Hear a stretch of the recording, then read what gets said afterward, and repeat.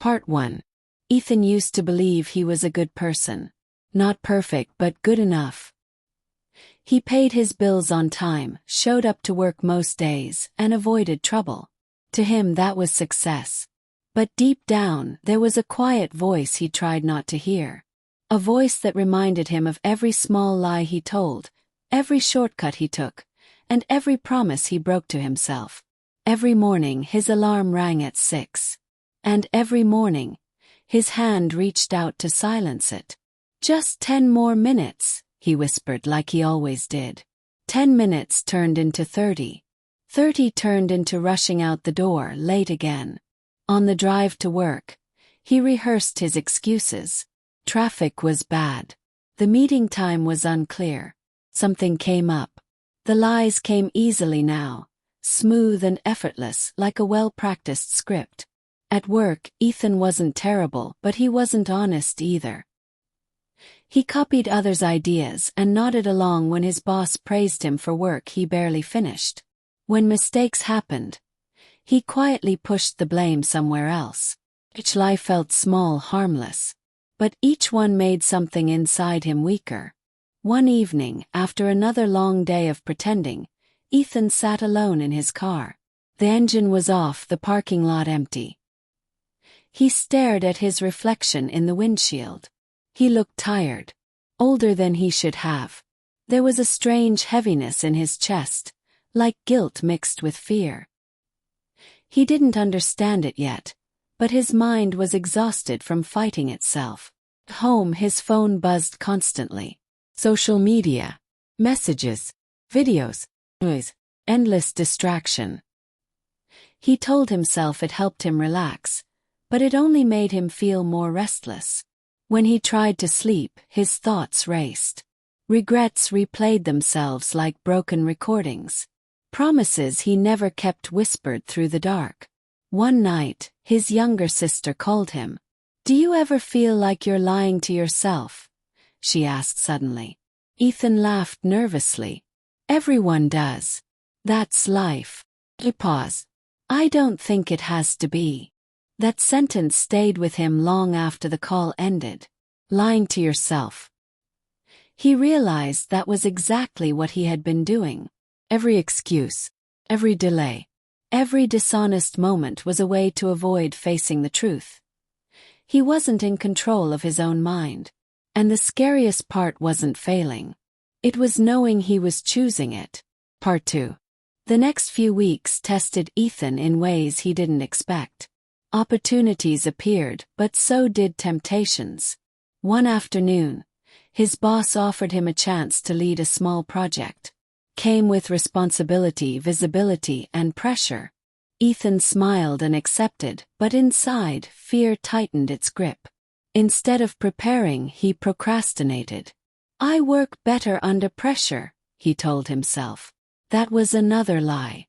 Late nights followed. Corners were cut. When the presentation day arrived, Ethan delivered something polished on the surface but empty underneath. After the meeting, his boss nodded approvingly. "Good job." Ethan felt a flicker of pride, quickly followed by shame. He hadn't earned it. The praise felt heavy, like stolen weight in his hands. That night he couldn't sleep. His mind replayed the moment again and again. He realized something uncomfortable. Dishonesty didn't bring peace. Brought noise. One evening, while scrolling aimlessly online, Ethan came across a quote. "Discipline is choosing what you want most over what you want now." He stared at the screen longer than usual. What did he want most? Comfort, approval, or something deeper? The next day, a mistake from his project surfaced. Numbers didn't match. Assumptions fell apart. His boss called him into the office. Ethan's heart pounded. He had a choice. He could lie again, or he could tell the truth. For a long moment, silence filled the room. His mind raced, offering excuses like old friends. Then something shifted. He took a breath. "I rushed it," Ethan said quietly. "I didn't give it the attention it deserved." His boss looked surprised, then thoughtful. Thank you for being honest, he said. Fix it properly. Ethan walked out of the office feeling something unfamiliar. Relief. Telling the truth hadn't destroyed him. It had steadied him. That night he turned off his phone early. He sat in silence, noticing how uncomfortable it felt. His mind resisted. It wanted noise. But for the first time, Ethan stayed with the discomfort. He realized discipline wasn't loud or dramatic. It was quiet, boring, repetitive, and powerful. Part 3. Change didn't happen overnight. Some days, Ethan slipped back into old habits. He hit snooze. He avoided difficult tasks. But now he noticed it. Awareness became his first victory. He started small, waking up when the alarm rang, finishing one task fully before moving to the next, saying no when he meant no, saying yes only when he could commit. Each honest action felt like lifting a small weight, difficult at first but strengthening over time. One evening he met his sister for coffee. She studied him carefully. "You seem different," she said. "I'm trying to stop lying," Ethan replied. She smiled softly. "To others.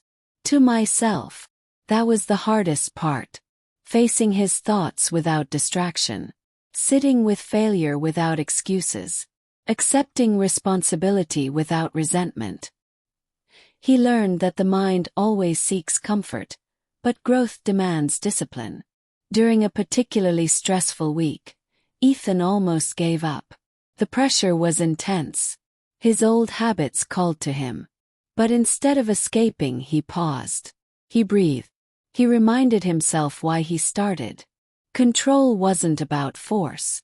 It was about choice.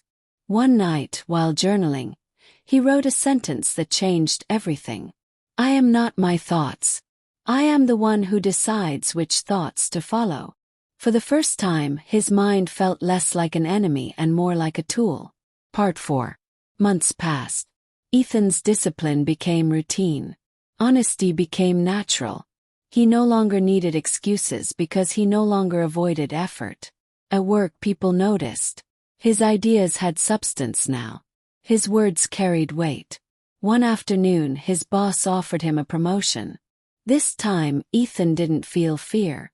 He felt ready. But the real transformation wasn't external. It was internal. His thoughts were calmer. His sleep was deeper. His confidence wasn't loud or arrogant. It was quiet and grounded. When challenges came, he didn't panic. He focused. When temptation appeared, he paused. Control gave him freedom. One night, standing alone under the city lights, Ethan smiled. Not because life was perfect, but because his mind was no longer a battlefield. Part 5. Ethan often reflected on who he used to be. Not with shame but with understanding. He realized that most people aren't weak. They're undisciplined.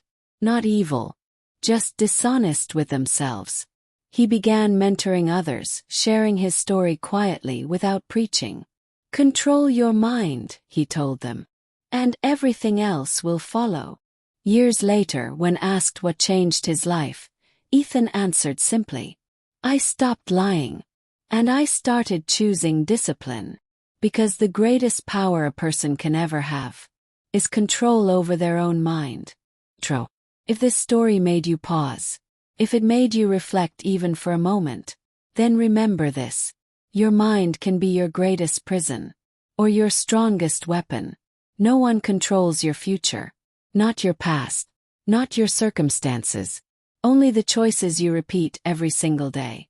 Be honest with yourself. Be disciplined when it's uncomfortable. Because the moment you learn to control your mind, you stop surviving.